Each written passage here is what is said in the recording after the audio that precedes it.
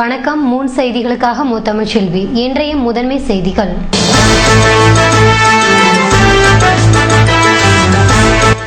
சமையல்காரர் லட்சக்கணக்கான ரூபாய் மோசடி. மஞ்சள் நீராட்டு விழா திருமணத்திற்கு சாப்பாடு ஆர்டர் கொடுத்தவர்கள் பணத்தை இழந்து தவிப்பு.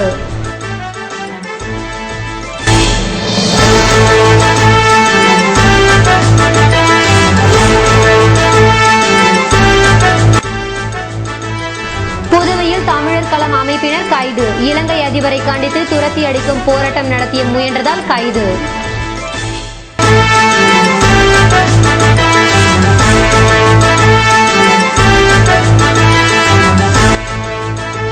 முத்தியால்பேட்டை ரேஷன் கடையை முற்றுகையிட்டு பொதுமக்கள் திடீர் போராட்டம்.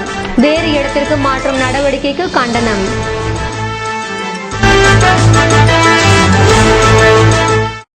இனி விரிவான செய்திகள். புதுவையில் லட்சக்கணக்கில் மோசடி செய்த சமையல்காரரை கைது செய்ய தனிப்படை போலீசார் தீவிரம் காட்டி வருகின்றனர். புதுவை குபேர் நகரை சேர்ந்த கணேசன் என்பவர் வீடுகளில் நடைபெறும் சுப நிகழ்ச்சிகளுக்கு சமையல் செய்து அனுப்பி வைக்கும் தொழில் நடத்தி வந்தார். இதனால் இவரிடம் வெள்ளிக்கிழமை நடைபெறவிருந்த மஞ்சள் நீராட்டு விழாவிற்கு உணவு சப்ளை செய்யும்படி முன்பணமாக 10,000 ரூபாயினை சீனிவாசன் என்பவர் வழங்கினார்.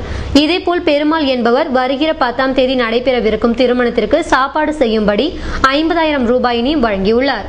இதேபோல் மற்றொருவர் 2 லட்சம் ரூபாயினை கடனாக வழங்கியுள்ளார்.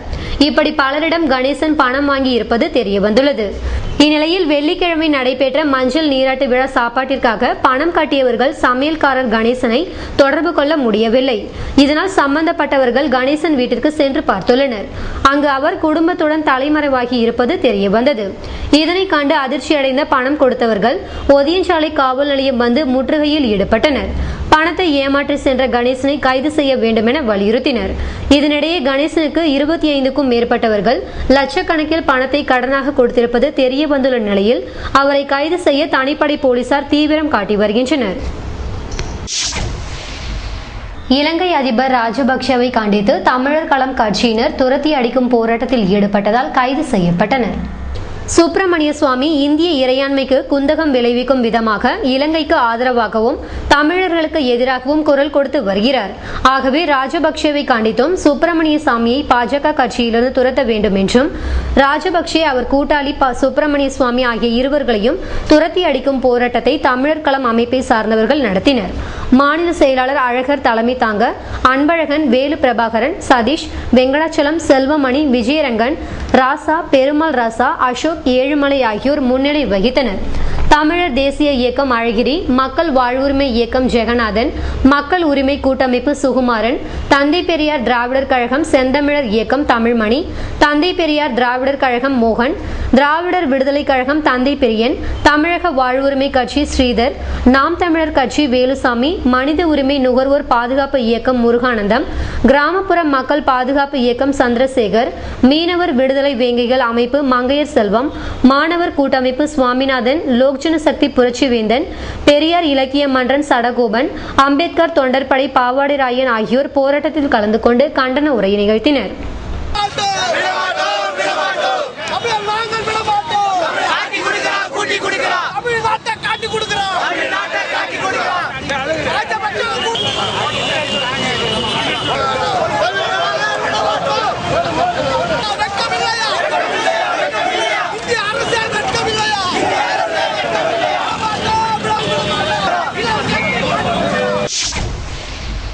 புதுவை முத்தியால்பேட்டையில் ரேஷன் கடை இடமாற்றம் செய்யப்படுவதை கண்டித்து அப்பகுதி மக்கள் முற்றுகையில் ஈடுபட்டனர். புதுவை முத்தியால்பேட்டை மஞ்சினி நகரில் அமைந்துள்ள வரதவள்ளி மாரியம்மன் கோவிலுக்கு சொந்தமான இடத்தில் ரேஷன் கடைகள் இயங்கி வருகின்றன. மற்றொரு கடை பக்கத்து தெருவில் இயங்கி வந்த நிலையில் அந்த கடையை வேறு பகுதிக்கு மாற்ற நடவடிக்கை மேற்கொள்ளப்பட்டு வந்தன. இதனை கண்டிக்கும் வகையில் காங்கிரஸ் மாநில செயலாளர் சரவணன் தலைமையில் அப்பகுதியை சேர்ந்த மக்கள் ரேஷன் கடையை முற்றுகையிட்டு வாக்குவாதத்தில் ஈடுபட்டனர். இதனால் அப்பகுதியில் பதட்டம் ஏற்பட்டதால் தொடர்ந்து அதிகாரிகள் பேச்சுவார்த்தை நடத்தி வருகின்றனர். புதுவை தாகூர் கலைக்கல்லூரியில் நடைபெற்ற புதிய வாக்காளர் பதிவு விழிப்புணர்வு முகாமில் மாணவ மாணவியர்கள் பங்கேற்றனர். புதுவை தாகூர் கலைக்கல்லூரியின் நாட்டு நலப்பணி திட்டமும் தேர்தல் துறையும் இணைந்து நடத்திய புதிய வாக்காளர் பதிவு விழிப்புணர்வு முகாம் சனிக்கிழமை கணினித்துறை கலையரங்கில் நடைபெற்றது. நாட்டு நலப்பணி திட்ட அலுவலரும் தமிழ்துறை பேராசிரியருமான கண்ணன் நிகழ்ச்சிக்கு வந்து அனைவரையும் வரவேற்றார். கல்லூரி முதல்வர் பிச்சைமணி தலைமை தாங்கினார். நிகழ்ச்சியின் நோக்கத்தை மாணவர்களுக்கு உணர்த்துவதாக அவர் உரை அமைந்தது. நாட்டு நலப்பணி திட்ட கல்லூரி பிரிவின் ஒருங்கிணைப்பாளர் தேவபாலன் முன்னிலை வகித்தார். புதுவை மாநிலத்தின் துணை தலைமை தேர்தல் அதிகாரி ஸ்ரீதரன் கலந்து கொண்டு புதிய வாக்காளர் பதிவு விழிப்புணர்வு முகாமை தொடங்கி வைத்து சிறப்புரையாற்றினார். அவர் தம் உரையில் 18 வயது நிரம்பியவர்கள் கட்டாயம் வாக்காளர்களாக பதிவு செய்திட வேண்டும். இது ஒவ்வொரு இந்திய குடிமகனின் ஜனநாயக கடமையாகும். இதை சரியாக பின்பற்ற வேண்டும். மேலும் பொதுமக்களிடமும் விழிப்புணர்வு ஏற்படுத்த வேண்டும் என குறிப்பிட்டார். புதுவை மாநிலத்தின் தேர்தல் துறை ஒருங்கிணைப்பாளர் நெடுஞ்செழியன் கலந்து கொண்டு உரை நிகழ்த்தினார். புதுவை மாநிலத்தில் 100% வாக்காளர் பதிவு நடைபெறுகிறது. புகைப்படத்துடன் கூடிய அடையாள அட்டையும் வழங்கப்பெறுகிறது. இளம் வாக்காளர் பதிவு முக்கியமானது என குறிப்பிட்டார். இந்நிகழ்ச்சியில் நாட்டு நலப்பணி திட்ட தன்னார்வலர்களும் பொதுமக்களும் திரளாக கலந்து கொண்டனர். மாணவர்கள் 3 அணிகளாக பிரிந்து லாஸ்பேட்டை தொகுதி முழுவதும் வாக்காளர்களை பதிவு செய்திட வலியுறுத்தி துண்டு பிரசுரத்தை விநியோகம் செய்தனர். நிகழ்ச்சிக்கான ஏற்பாடுகளை நாட்டு நலப்பணி திட்ட அலுவலர் கண்ணன், தேர்தல் துறையின் அலுவலர் அருண்குமார் செய்திருந்தனர். புதுவையில் உலக சாதனை திருவிழா வருகிற ஜனவரி 2ஆம் தேதி நடைபெறவிருப்பதாக விழா ஏற்பாட்டாளர்கள் தெரிவித்துள்ளனர். உலகிலேயே முதன்முறையாக அயல் நாடுகளில் இருந்தும் இந்தியாவின் பல்வேறு மாநிலங்களில் இருந்தும் உலக சாதனை புரிந்த மற்றும் புரிய உள்ள சாதனையாளர்களை கொண்டு புதுச்சேரி ஜனவரி 2 முதல் 18ஆம் தேதி வரை உலக சாதனையாளர்களை கொண்டு உலக சாதனை திருவிழா நடைபெற உள்ளது. புதுச்சேரி முதல்வர் ரங்கசாமி தலைமையில் நடைபெற உள்ளது என சிவகுமார் தெரிவித்தார்.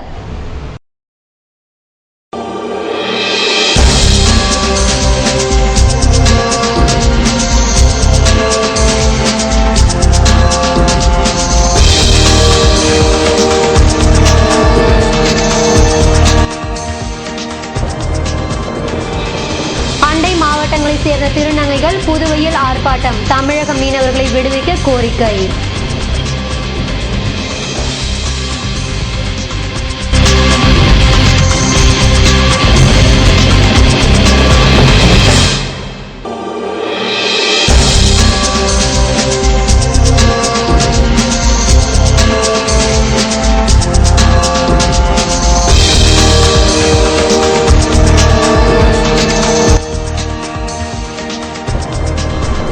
காவல் நிலையத்தில் காதல் ஜோடி தஞ்சம். இரு மாநில பிரச்சினை காரணமாக அலைக்கழிப்பு செய்யப்பட்டதால் கல்யாண கோலத்தில் பரிதவிப்பு. விபரம் விளம்பர இடைவேளைக்கு பிறகு.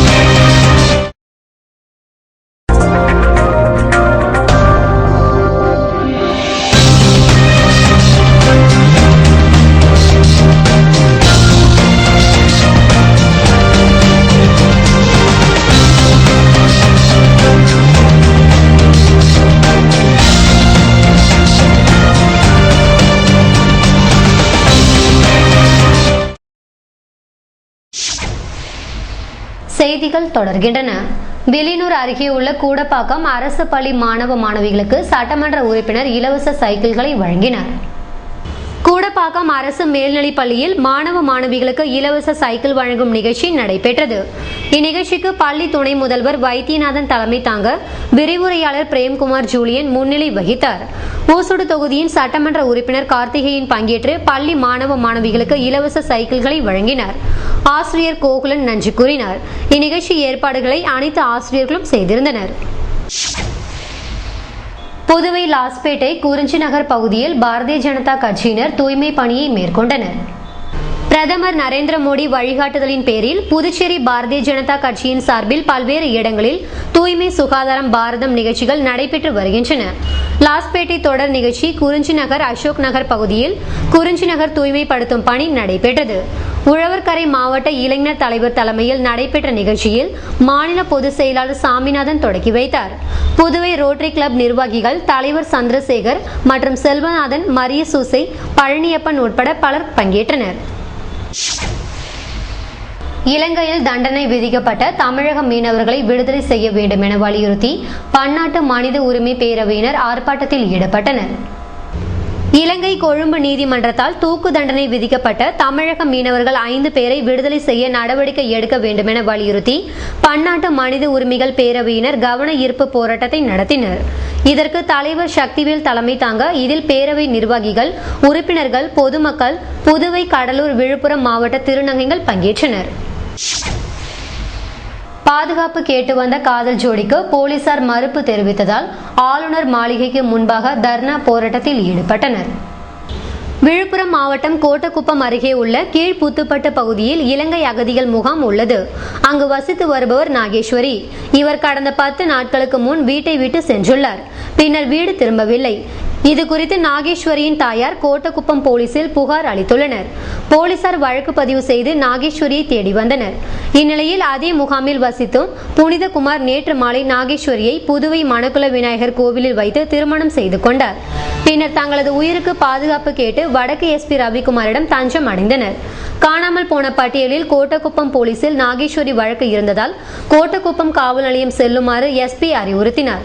ஆனால் கோட்டக்குப்பம் சென்றால் தங்களது உயிருக்கு ஆபத்து ஏற்படும் என பயந்த இளம் ஜோடியினர் IGயை சந்திக்க IG அலுவலகம் சென்றனர்.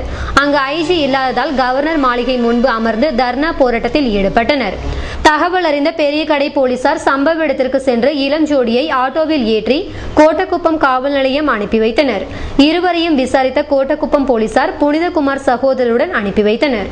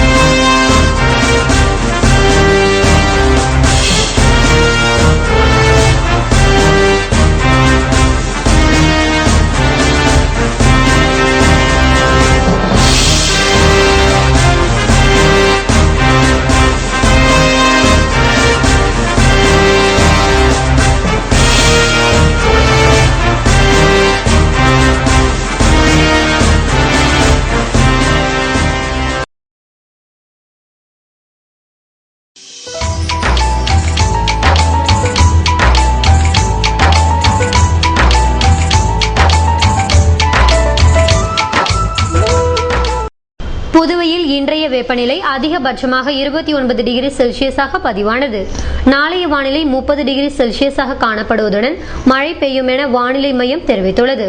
புதுவை கடற்கரையில் இருந்து சுமார் 50 கிலோமீட்டர் தூரம் வரை இன்று 3 அடியாக காணப்பட்ட கடல் அலை உயரம் நாளை 2 அடியாக காணப்படும் என்றும், தென்மேற்கு திசையிலிருந்து 21 கிலோமீட்டர் வேகத்தில் காற்று வீசும் என்று சென்னை வானிலை மையம் தெரிவித்துள்ளது.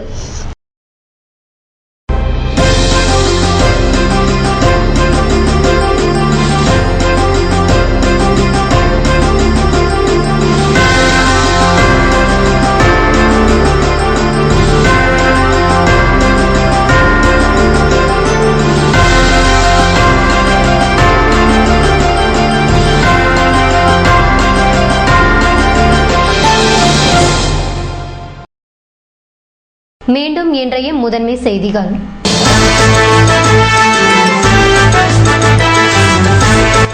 சமையல்காரர் லட்சக்கணக்கான ரூபாய் மோசடி. மஞ்சள் நீராட்டு விழா திருமணத்திற்கு சாப்பாடு ஆர்டர் கொடுத்தவர்கள் பணத்தை இழந்து தவிப்பு.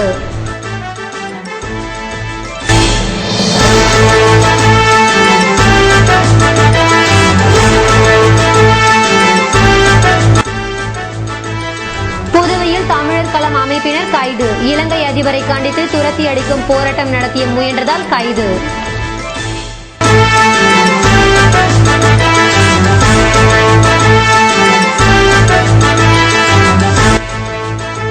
முத்தியால்பேட்டை ரேஷன் கடையை முற்றுகையிட்டு பொதுமக்கள் திடீர் போராட்டம்.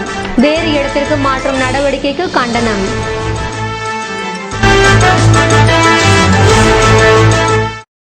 இத்துடன் செய்திகள் நிறைவடைந்தன. வணக்கம்.